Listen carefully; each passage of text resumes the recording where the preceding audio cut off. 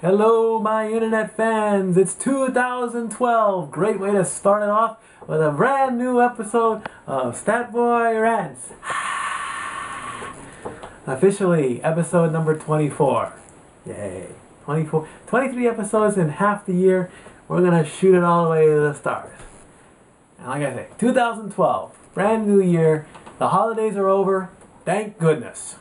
And as much as I love getting presents and all this stuff, man, the holidays are a stressful time. But one of my cool new presents from Santa Claus is this cool DVD. The Brett and Sean Rivalry, Greatest Rivalries DVD.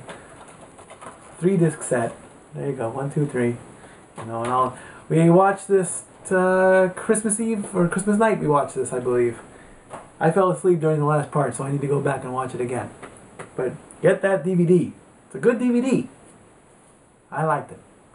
In fact, there was some talk around here at Casa D18 as to what other rivalries could be done.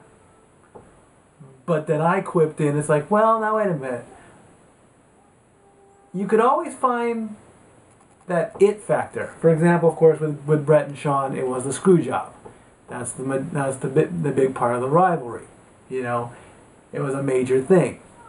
Let's throw out some folks here. They wanted to do Austin Rock. That was a good rivalry, but let's face it. Did anything severe happen between their rivalry? Did anything mind-blowing happen? Did anything, you know, to make people go like, oh my God? Honestly? No. A couple of belts thrown into the river.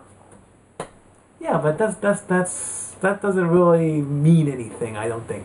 I mean, yeah, Rock went off to Hollywood, and Austin, you know, faded away and came back and drank beer and all that stuff. So you can't really do that, you know. There was also talk you could do Angle and Brock. But of course, Brock being UFC and Angle being TNA, that's a contract problem, you know, so that can't be done. The one that really had that it factor would be Bischoff and Vince. But of course, Bischoff is currently under contract to TNA too. So, you know, let me get some of your comments on this in the comment box. What kind of rivalries would make a good DVD to the level of Brett and Sean? Throw some stuff out there so I can rant further on this. But like I said, good DVD, great Christmas present, you know. Got a nice watch, but I'm not wearing it. There's another shock, right? You get presents and you don't wear them. I even got this cool shirt that I have to debut on my next shows. It's got nothing but mustaches on it. You'll see it in a future show. I gotta wear that one.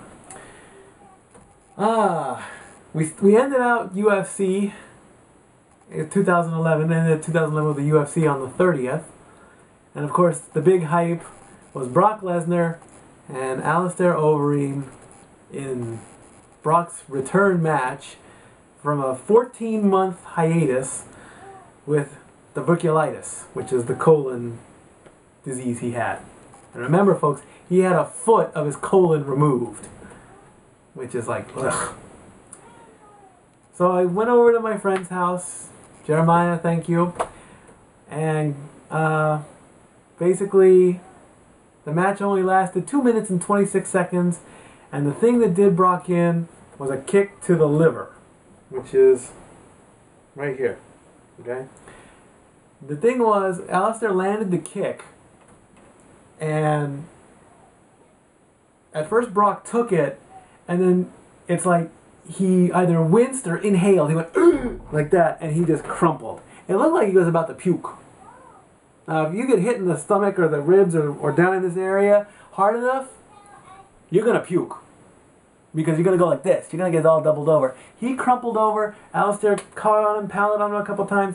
The match was stopped, you know, and Lesnar lost. So now Alistair Overeem gets the title shot against Dos Santos. But the big news was that Brock Lesnar announced his retirement. You know? And at first, I said, you know, I couldn't believe I picked him to come back. And I couldn't believe I picked him to win, because I didn't know much about Alistair Overeem. I knew that he was in Strikeforce, but I didn't know what his style was. I didn't know his record or anything like that. And so I picked Brock by default, and he came back and he lost. And then, of course, he announces he's done. And then he revealed that had he won the fight, he would have gotten his title shot and kept going. But apparently he promised Sable, his wife, and his family that if he lost, he would quit, which apparently he did. Now, I haven't heard anything official. I don't know if a press conference is going to be made. I don't know if he's going to have talks with Dana White. You know, if this had happened before he got sick, before he lost the title, before a lot of things, I would gladly say, you know what, get the hell out of here. Just go. Because it's no small fact that I've been a Brock hater ever since he joined UFC. You know, you can count on your hands how many matches he had. 8 total matches, okay? He fought Frank Mir and lost. He beat Heath Herring and won, which gave him a title shot against Randy Couture. Let's face it, Randy Couture was in his up in there in his career, and he was done. He beat Mir again in a rematch. He then who was next? I'm pretty sure after Mir, I believe that's when he lost it to Velasquez. I think I'm missing 1 or 2 in there. Didn't he beat? I think he beat Roy. No, he didn't go to Roy Nelson.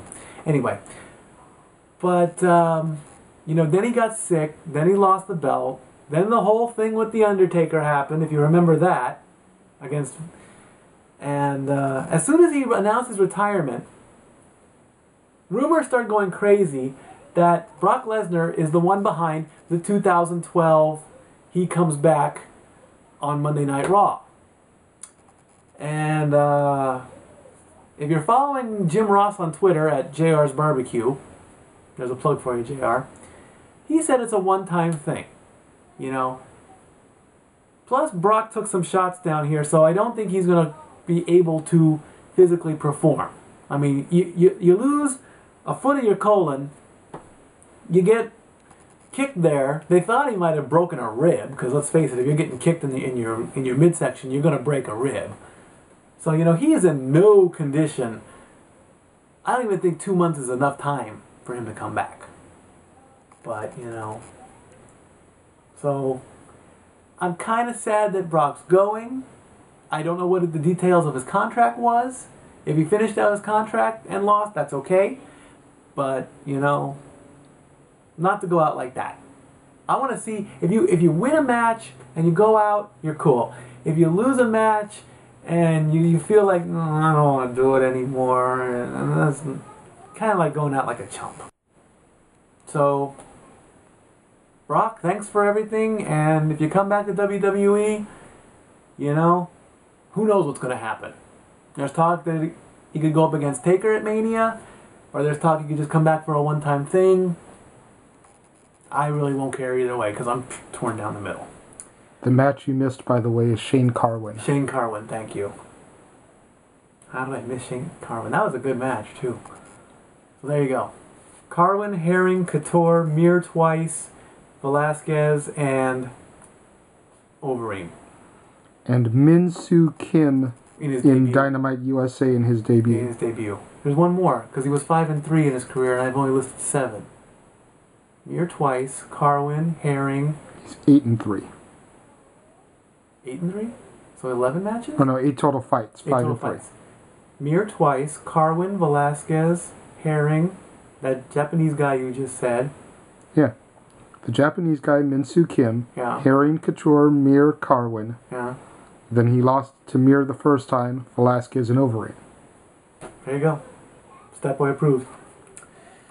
What's coming up in 2012? Well, a lot of things. One, new shirts are coming in. I kind of broke this news on an episode of After the Bell. Hopefully by the end of January, after you do your taxes, because you can do your taxes soon, I'll get that little ching-ching and all that, and some new shirts will come in. So those will go out nicely. A couple of you who have gotten shirts, thank you. A couple of you who haven't, or if I've made mistakes, don't worry, I will repair them. So you'll get shirts on that. That boy approved. We watched New Year's Eve with Dick Clark, Ryan Seacrest, and Fergie and Jenny McCarthy last night. Now, before the main event, we had the pre-card. Like how I did that there? And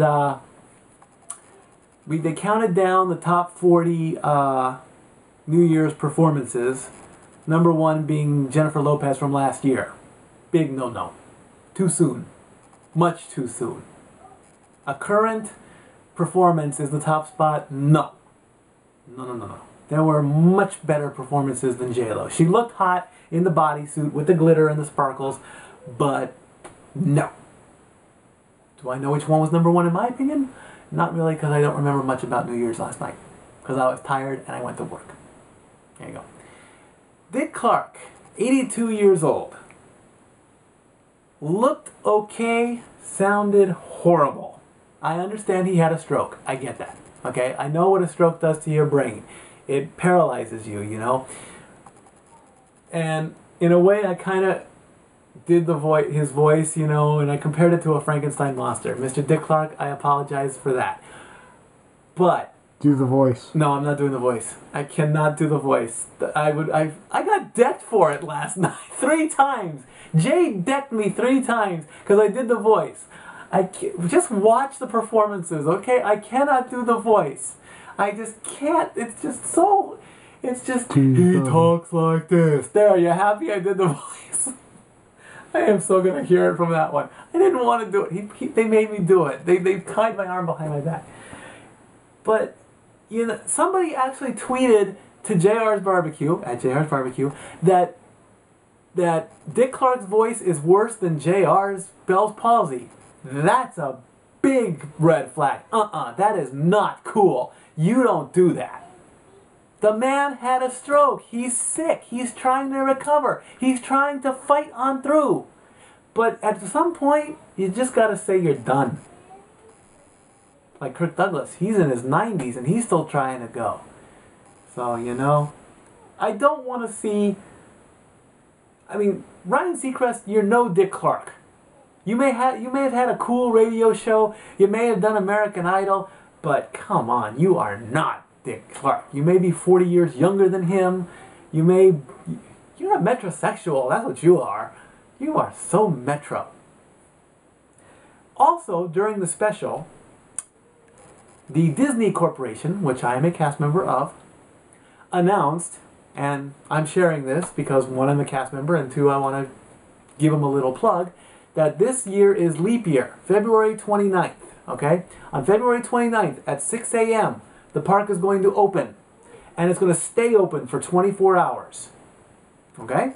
That means, so they're calling it the One More Day at Disney promotion, or the Disney One More Day. So I don't know all the details. There was some fine print on the bottom of the screen, but apparently, if you're a super diehard Disney fan, you can stay in the park for 24 hours. Compare it to like high school grad night, except longer, and that would be from the hours between midnight and 6 a.m. You know, it amazes me at the place I work. They stayed open until 2 a.m. from New Year's Eve, 2 a.m.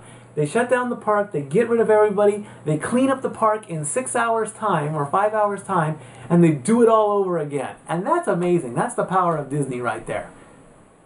And my managers, my bosses, they know that I do this stuff.